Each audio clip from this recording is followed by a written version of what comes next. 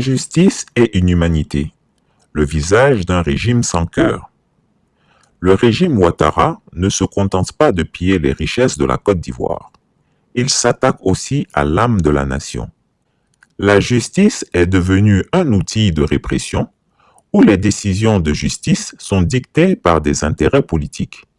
Les pauvres et les faibles subissent les pires traitements, comme en témoignent les récits de familles menacées, chassées de leur maison, sur simple ordre des membres de l'entourage du vieux Grigou, parce qu'ils osent dénoncer l'arbitraire.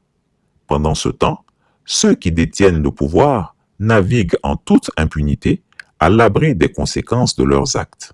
Fin de la première partie. Monsieur le ministre, votre collègue du tourisme et des loisirs ce matin affirmait que les 30 candidates de Miss France feront une visite officielle à Abidjan au compte de l'État de Côte d'Ivoire. Monsieur le ministre, qu'est-ce que cela peut apporter à la Côte d'Ivoire au moment où des enseignants grèvent, plaident pour de l'argent? Merci, monsieur le ministre. Après, un pays, c'est un tout. Vous parlez d'enseignants qui grèvent, mais je vous ai donné les chiffres. 50% dans le secondaire, 20% donc au niveau du primaire. C'est ceux qui font la grève. Maintenant, un pays, c'est un tout. Moi, je me félicite de cette annonce du ministre du Tourisme, parce que ça montre que notre pays est un pays stable, est un pays accueillant, est un pays dynamique, est un pays qui peut recevoir, et nous l'avons démontré lors de la CAN, notre sens de l'hospitalité.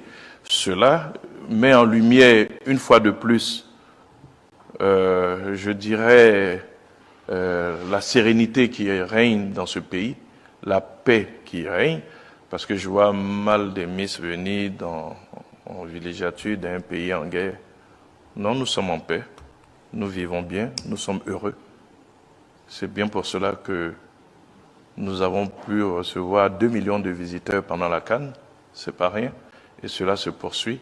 Et je pense que c'est aussi un des effets de la CAN, d'avoir jeté donc de la lumière sur le pays et le rendre encore plus attractif. C'est une très bonne nouvelle. Chris Yapi ne ment pas. Retrouvez Chris Yapi sur ses 2 chaînes YouTube, sa chaîne Dailymotion, Instagram et VK.